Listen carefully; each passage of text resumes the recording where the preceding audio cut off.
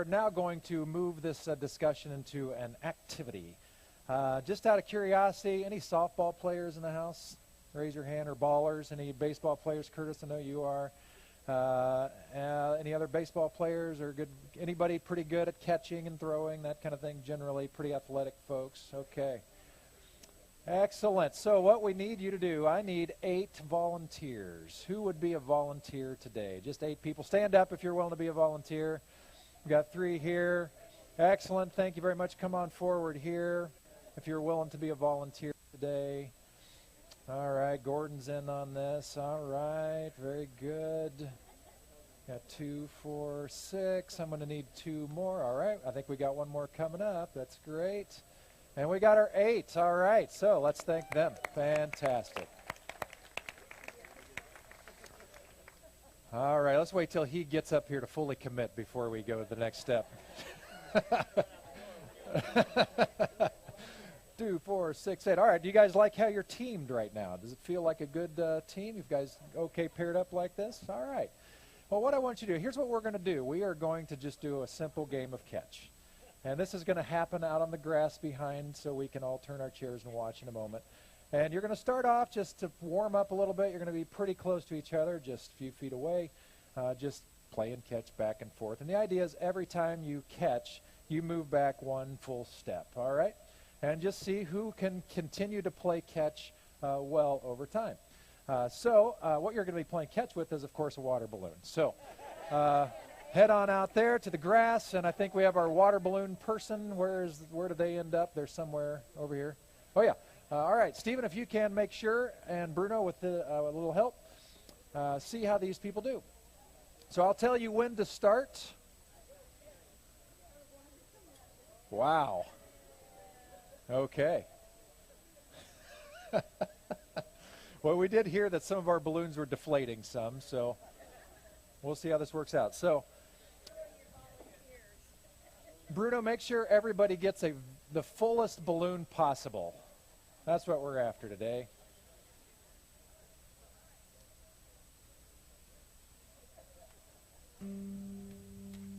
Wow, that was exciting. I didn't know how that happened. All right, so everybody grab a water balloon. Make sure you get a fuller one than a less full one.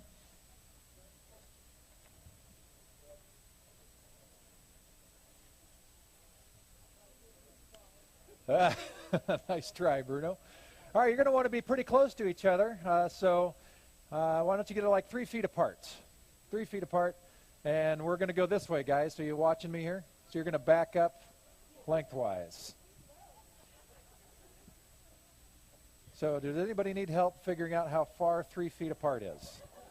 Okay, 3 feet apart. Yeah, I'm comfortable right here. 3 feet apart. Does everybody understand what that looks like? Like arm's length. How about arm's length apart? That's a good start. I'm trying to help you guys. Okay. All right, give it a toss.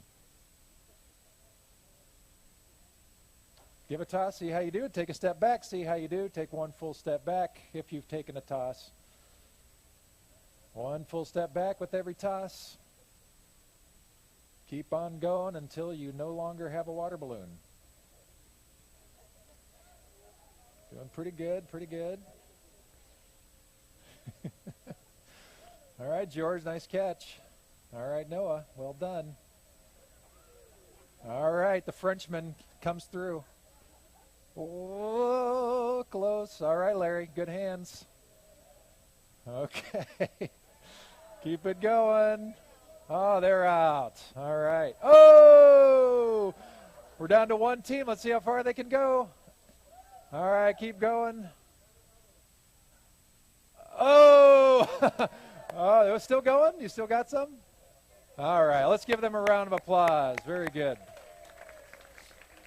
And you can come back and take your seats.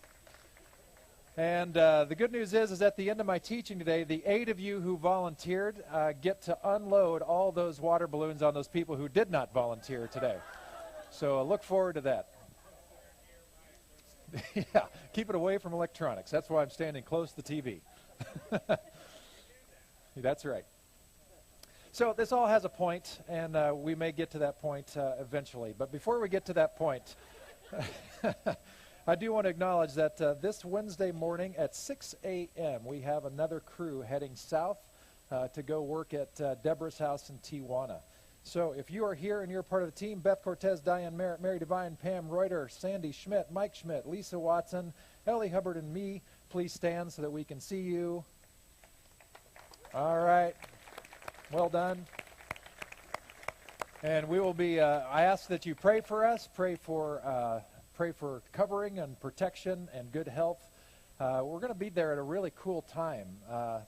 It's always a great trip down there. We're going to be doing a lot of painting work, some renovation work, and a couple bathrooms that seriously need some help. But there's a transition happening. And so for those of you who've already been, we're going to get to see people who were welcomed into Deborah's house and have gotten their life back together, and they're about to graduate out. And so some of those women that we met and those children in January, they're now getting kicked out of the nest. And so that's very, very exciting to see how it comes full circle.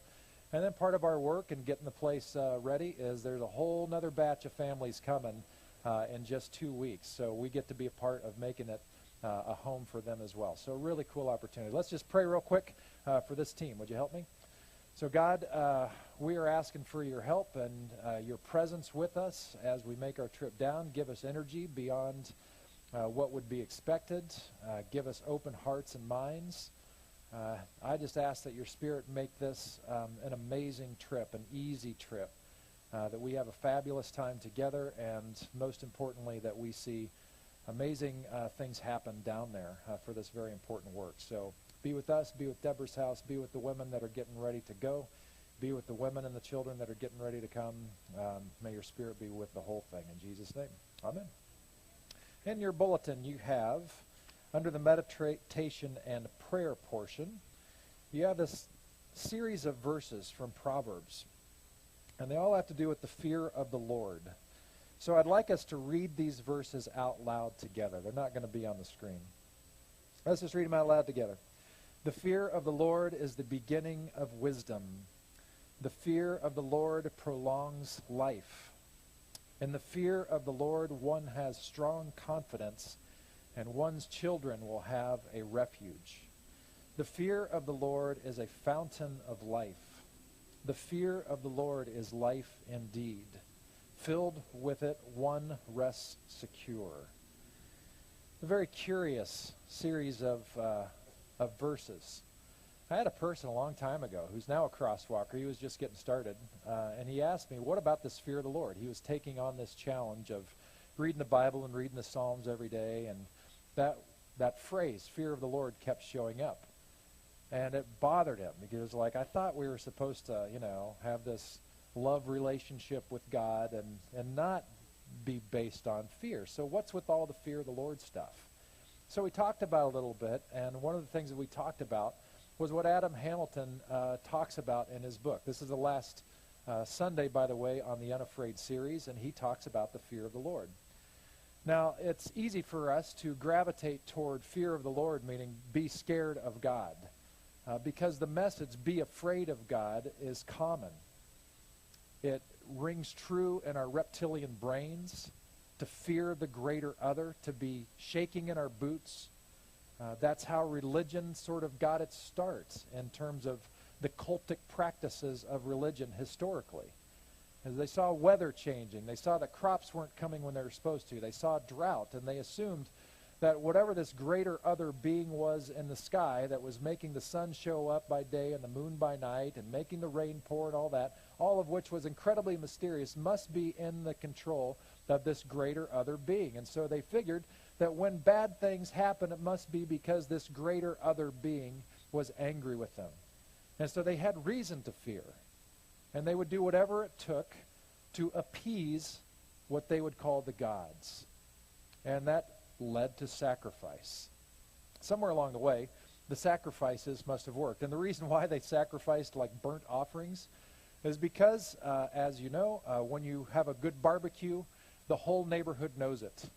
Because the smoke kind of permeates everything, and the smoke continues to rise all the way to the heavens. And so they figured Everybody loves a good barbecue, so we'll just barbecue some animals to show God that we care. We're sacrificing our prized possessions, and the smoke would rise up to the heavens, hopefully pleasing God, and hopefully because God was pleased, the rains would come in their season, the sun would continue to come up, and their crops would come, and they would have children and all these things.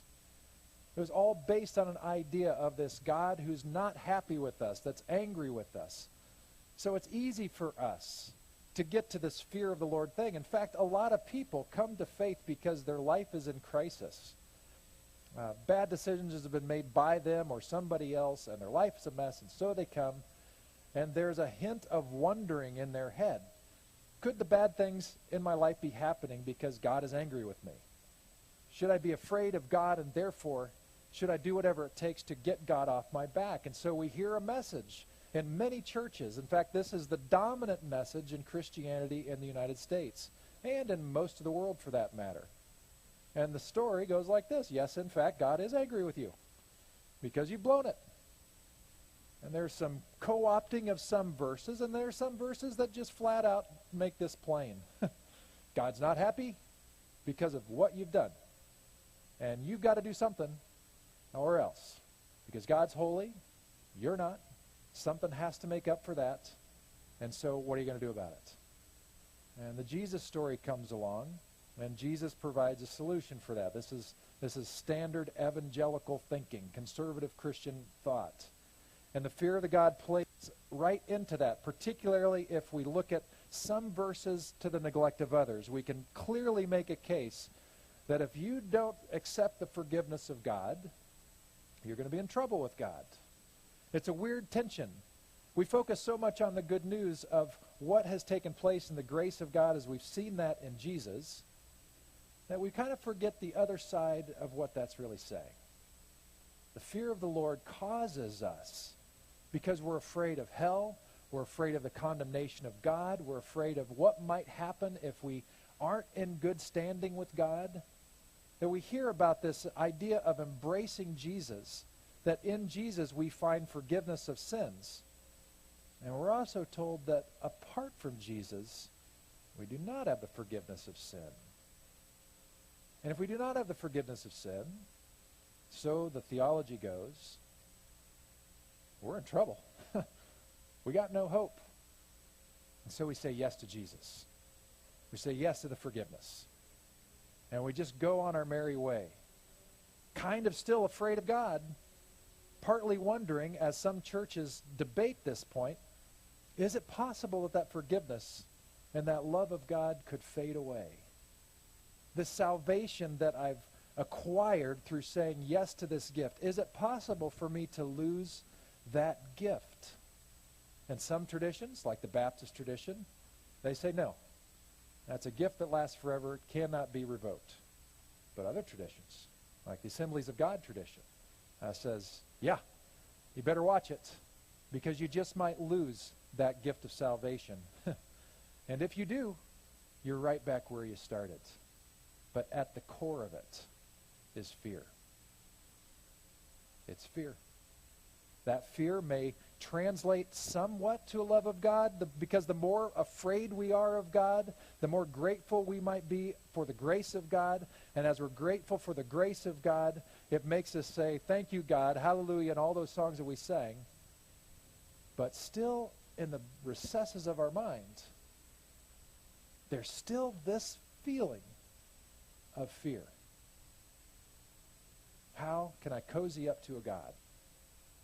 How can I get into a relationship with God that is loving if at the base I'm scared to death? Now, some of you are in marriages just like that. You know exactly what I'm talking about. Sometimes in a cheeky way, sometimes not in a cheeky way. Some of you are in or have been in abusive relationships, and you learn to toe the line. And you learn to say the words that keep you safe. But if you and I had a private conversation about the quality of love in your relationship, you might eke out the words just to save face.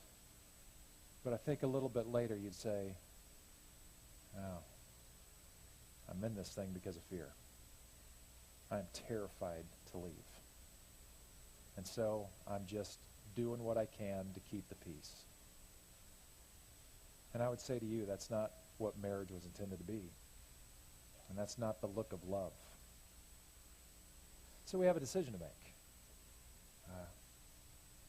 Is that really our root? And is that what we're stuck with fear of the Lord? Well, the good news is, as Adam Hamilton points out, that there is an entirely other rendering of that word fear that changes the dynamic of the whole relationship. And that fear can be translated into reverence or awe. So, this past week, went up and started a men's camping trip, which they're still going on up there. Jim and I came back yesterday. Stunning beauty. You're at 7,000 feet in this pristine mountain lake that's absolutely pure. It's unadulterated from sound. The air is still clear, surprisingly, even though there are fires in Yosemite and so forth. You wake up to beautiful, majestic mountain peaks. It could not be a more awe-inspiring place. And yet some of you find that same sense of awe if you go to the ocean. This is the kind of reverence I'm talking about, where you just stand and behold. For some of you, it's in the grove of redwoods. You stand and behold. For some weird people, it's the Great Plains of the Midwest. I don't know what they're talking about, but I guess. My uncle's like that. I don't know what's going on there. But anyway, that happens. For some of you, it is the embrace of a baby and looking into their eyes and sensing the trust, and you're just in awe. For some of you, it's in deep friendship, and you recognize the treasure that you have. For some of you, it is in that marriage, and you recognize that there is a bond that says, I'm going to love you even though. It's that kind of reverent awe that we're talking about in terms of the fear of the Lord, and especially the fear of the Lord that we're talking about in Proverbs.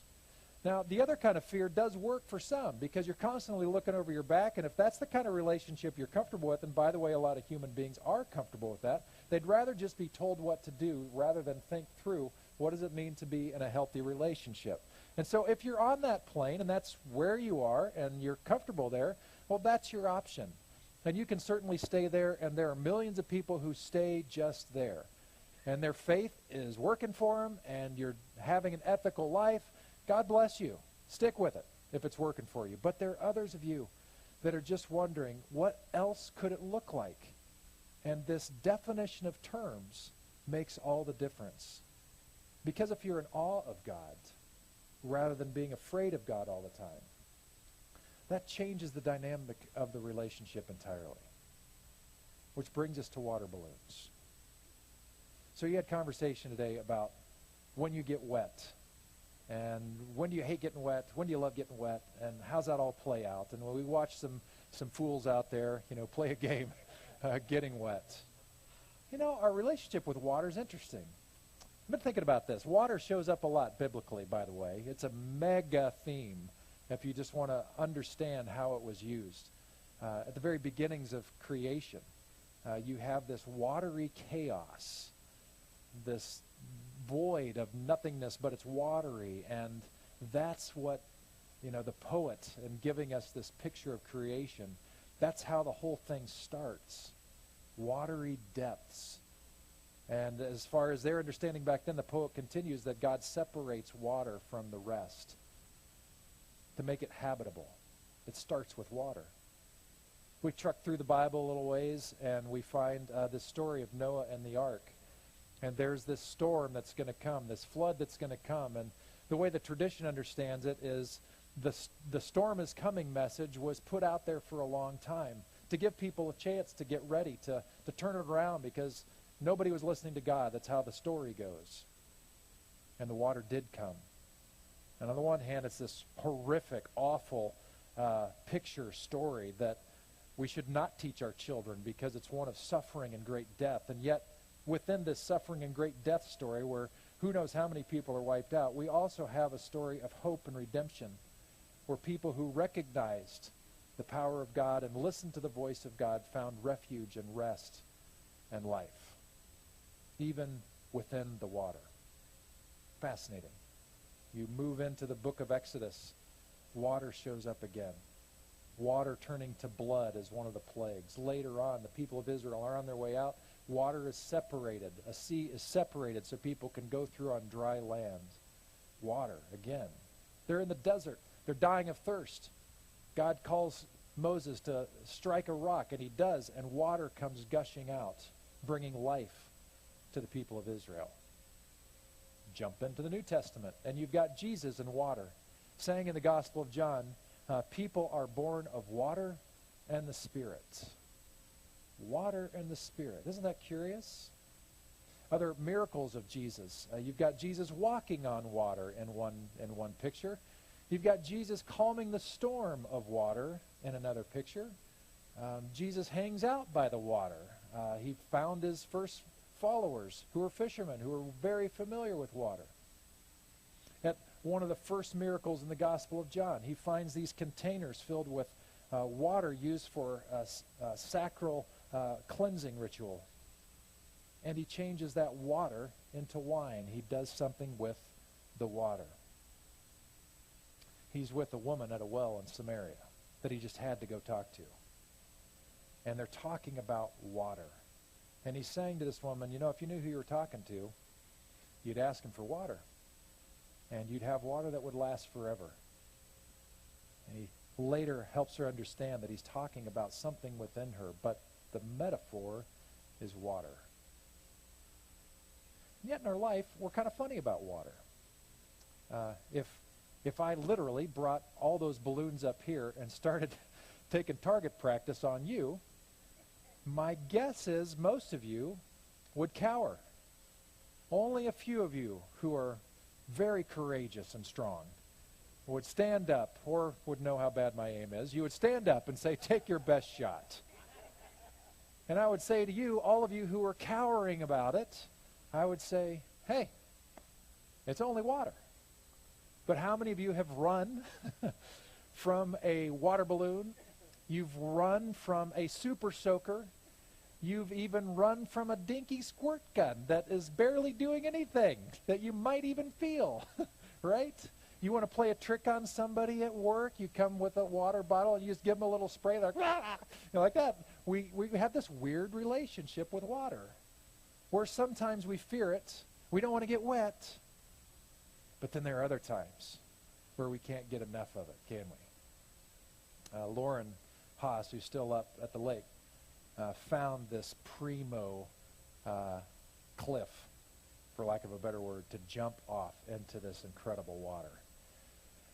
Now, if you took a measuring stick, tape measure, it might come out to 15 to 20 feet high, but really it was 50 in my mind, right? And so you climb up and climb up and climb up, and from the water side, it doesn't look that high, but once you're up there, you can see the whole world, right? And just the anticipation of going into the water, the thrill of being caught by the water, you can't wait to do it.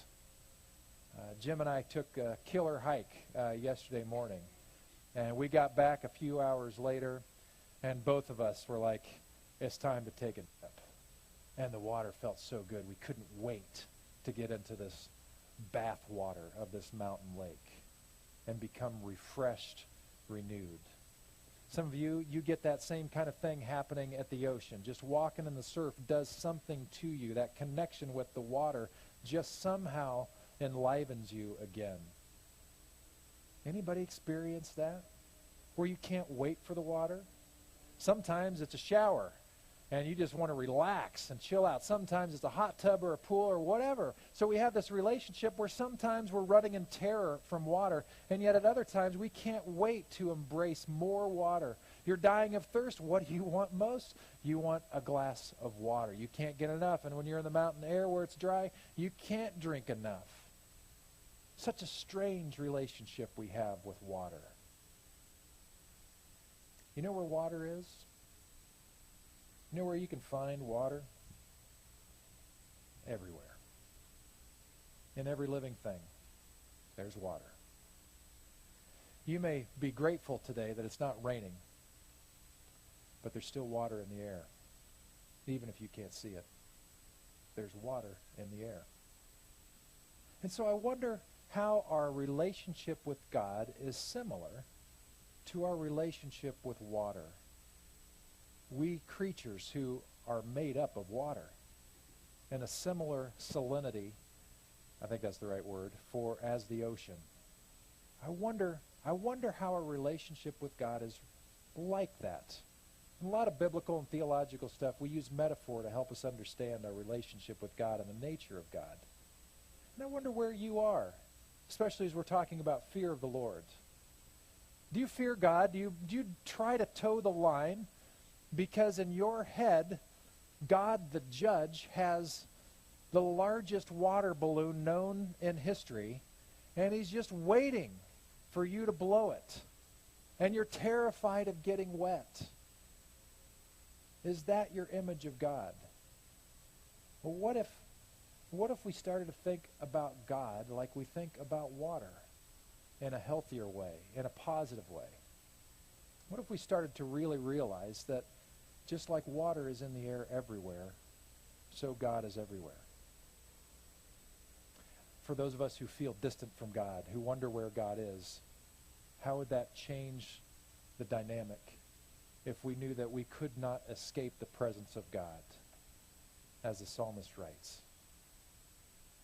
I wonder how our idea of ourselves would change as if we understood that this life spring of water resides within us. I wonder how we would feel about ourselves if we recognized the very presence of God is within us, is a part of us, that we cannot escape it. We can't get rid of it. It's there, a part of us, swimming in a sea of water that we call air. And I wonder, how would our eyes change in the way we see other people if we recognize that this ever-present God who is everywhere is also in Ted, is also in Chris, is also in Bruno, is also in Larry, is also in the other Larry, is also in a third Larry who's not here today, and all the Larrys of the world, regardless of how we pronounce their name? How would it change our perspective if instead of labeling them in one particular way, by the color of their skin or their nationality or their orientation or whatever other label we can come up with, what if we looked at them and said to ourselves, in that person is the very essence of God. Not that we are God, but that we cannot escape the creative force who is God. How is your relationship with God like your relationship with water? And I wonder, I've been thinking about this week. I wonder about the cross. The cross. Jesus' work on the cross, which was, this is an ancient Roman torture tool, device, and it was used to teach a lesson to all people who would dare cross Rome. And Jesus was hung on something similar to that, give or take some details, and wasn't alone. We know of 3 that were kind of there all together, but literally the landscape around Jerusalem, there were hundreds of crosses, if not thousands, because they wanted to send a statement to anybody who would dare cross them. And the cross was excruciating. It was awful. It was terrible. And when Jesus chose to die on that cross, the old way, and this is one way to think about the cross, is we looked at that as sort of a final sacrifice. So we would recognize that in that we would look at that and say, okay, well, that somehow was the final sacrifice for all sin evermore, so we don't have to worry about that anymore. We don't have to live in fear of God's retribution because of that. But I'm wondering if there are other ways to think about what this represented. And there are. So Jesus knew what was coming. He chose to defy Rome. He chose to take his place on the cross. And I wonder if at that moment he made a conscious decision about how his relationship was going to be with the suffering he was going to endure. Because remember, he was peaceful about the whole thing. When he came into Jerusalem, he wasn't putting up a fuss. He wasn't talking back to Caesar. It was just, he was totally nonviolent the whole way through.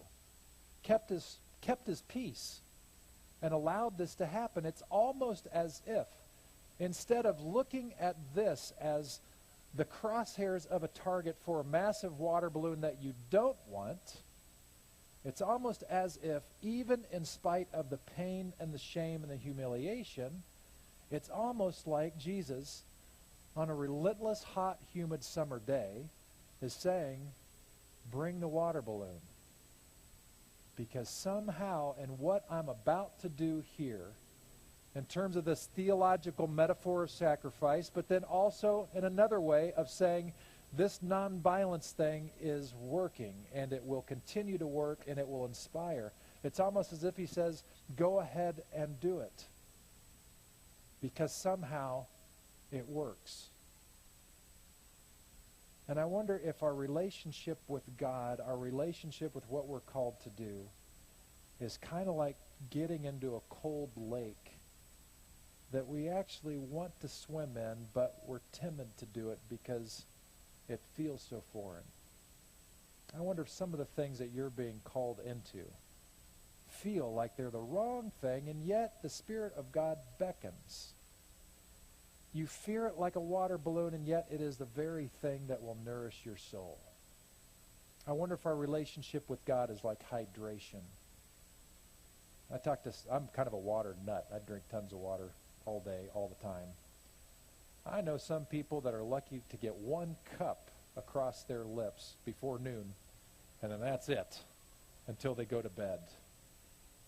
And I wonder if some of the things that happen to us physiologically when we are not hydrated, I wonder if we could correlate that to our relationship with God.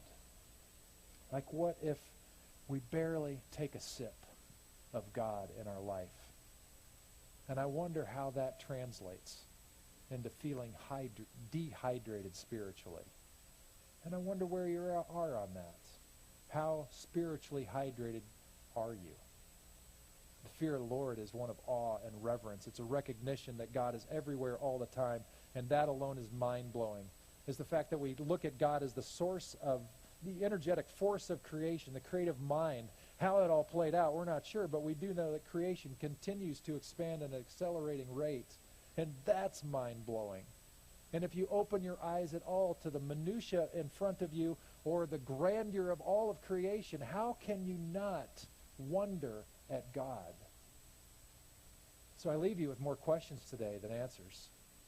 I'm not going to tell you, well, you must fear the Lord in this way or else. I'm asking you, how do you fear the Lord? And using this water thing as a metaphor, how are they related for you? How hydrated are you? How thirsty are you? How much do you want of what God has to bring you? Do you welcome it, or do you cower? Are you fearful, or are you hopeful? I can tell you that for me personally, the fear of God as he's going to get me, I laid that to rest a long, long time ago. And when I laid that idea down, I found out that God was much more loving than I ever could have conjured, much more present, much more capable of walking alongside. It has not diminished my desire to follow in the footsteps of Jesus. It's actually catapulted it, because the more I taste of that God, the more of that God I desire. And I wonder if you're with me on that. And I wonder if you're willing to take and drink more fully. Just thoughts. No orders here, but an invitation to come and drink. Will you take a drink? A deeper drink than before? Will you choose to see the water that you're in? Know that you're not alone in this world. Nobody is alone. You have the essence of God, so do others. Is it time for you to see? Is it time for you to drink? Let's pray together.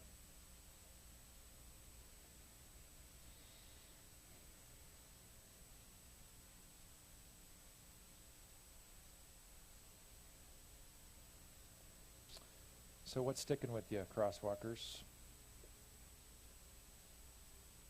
Take a moment, reflect on that. What sticks?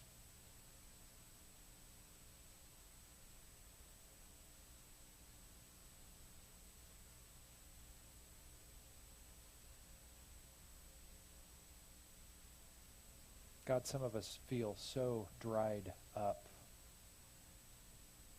We feel like that